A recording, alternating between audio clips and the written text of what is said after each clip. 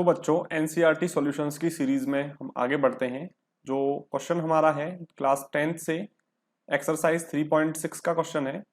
काफ़ी अच्छा क्वेश्चन है और कई बार बोर्ड एग्जाम्स में भी पूछा गया है। आपको पहले बेसिक कंसेप्ट समझना है, फिर इस क्वेश्चन की ओर चलेंगे। क्वेश्चन है हमारा, formulate the following problems as a pair of equation and hence find their solutions. यानी इनका हमें सबसे पहले इक्वेशन बनाना है, उनका सॉल्यूशंस देखना है। Ritu can row downstream 20 kilometers in 2 hours and upstream 4 kilometers in 2 hours. Find her speed of rowing in still water and the speed of current. इसका मतलब क्या है?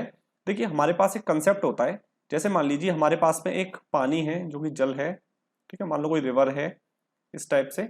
अब इसमें बच्चों यदि हम कोई नदी लेते हैं, नदी के अंदर मैंने कोई नाव ली, मान लो ये नाव है हमारी, और यदि ये नाव हम उसी दिशा में चलाएंगे, उसी डायरेक्शन में चलाएंगे जिस डायरेक्शन में हमारा वाटर फ्लो हो रहा है, तो जो स्पीड ऑफ वाटर होगी और स्पीड ऑफ जो हम चलाने की उसको कोशिश कर रहे हैं, यानी नाव को चलाने की जो कोशिश कर रहे हैं, उन दोनों की स्पीड्स क्या होती हैं?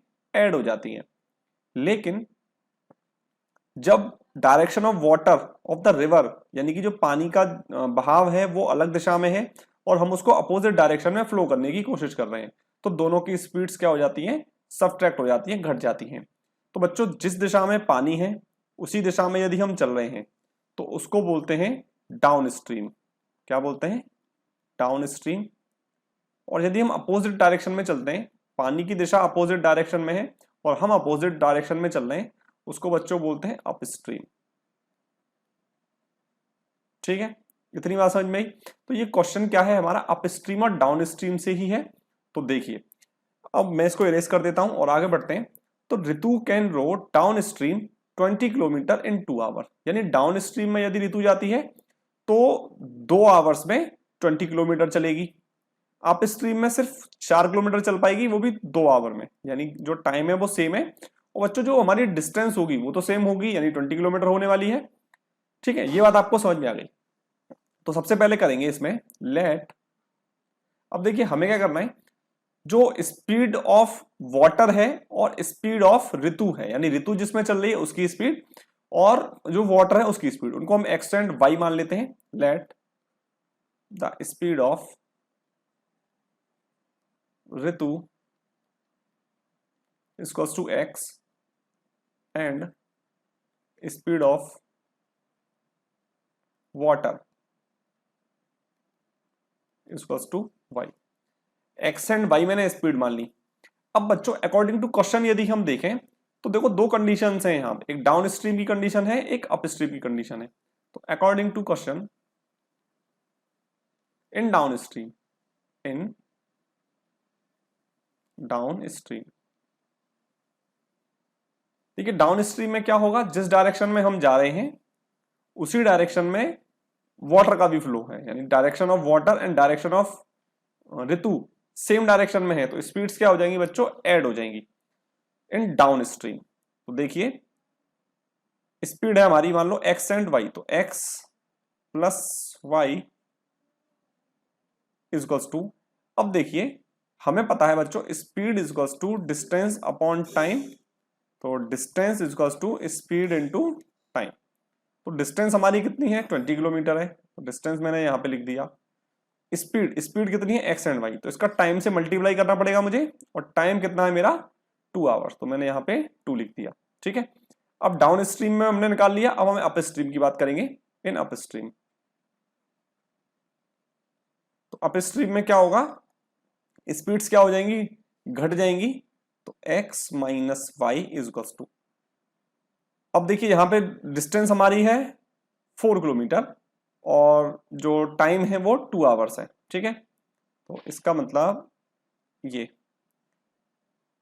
डिस्टेंस हमने चली 4 और टाइम हमने लिया 2। ठीक है, ये आ गया समझ में।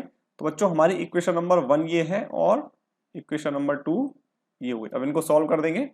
तो बच्चों हम इसको लिख सकते हैं, देखो फर्स्ट इक्वेशन को x plus y equals to 10। तो ये जो 2 है इसका मैंने डिवाइड लगा दिया, तो x plus y equals to 10 लिख सकते हैं। और इसको लिख सकता हूं मैं x minus y equals to 2। ठीक है, ये जो 2 है इसका डिवाइड लगा दिया तो ये आ गया। तो बच्चों इसको आप डाल लो इक्वेशन नंबर 3 और इसको डाल लो equation number 4। On solving third and fourth, solving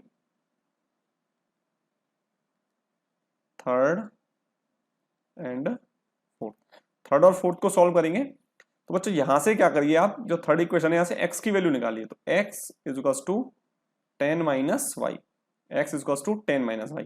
तो x की वैल्यू यहां रख सकता हूं मैं, यहां मैंने रख दी। तो देखो x की जगह मैंने 10 माइनस वाई, और y पहले से मौजूद है तो y इज इक्वल टू 2। तो 10 minus 2y is equal to 2, तो minus 2y is equal to 2 minus 10, ठीक है। तो यहां देखेंगे minus 2y is equal to minus का 8 आ गया, माइनस से माइनस काट दो, तो y is equal to 4। y की वैल्यू बच्चों कितनी आ गई, 4 किलोमीटर पर आवर, ठीक है। नेक्स्ट देखते हैं। अब देखो y की वैल्यू आ चुकी है, तो आप x की वैल्यू फाइंड कर सकते हैं। तो y का value, putting the value of y, putting y is equal to 4 in third equation में रख दीजिए, इन थर्ड, तो थर्ड में रख देंगे। तो x plus y is equal to 10 था हमारा, तो x plus 4 is equal to 10 हो जाएगा। तो x इज इक्वल टू बच्चे आ जाएगा यहाँ पे 10 माइनस 4, 10 माइनस 4, तो x is equal to 6 kilometre per hour, ठीक है। और यहाँ पे आ जाएगा ये 4 किलोमीटर पर आवर। तो हमारे जो दोनों सॉल्यूशंस थे वो यहाँ पे आ चुके हैं। तो thank you for watching this video, मिलते हैं अगले वीडियोस में।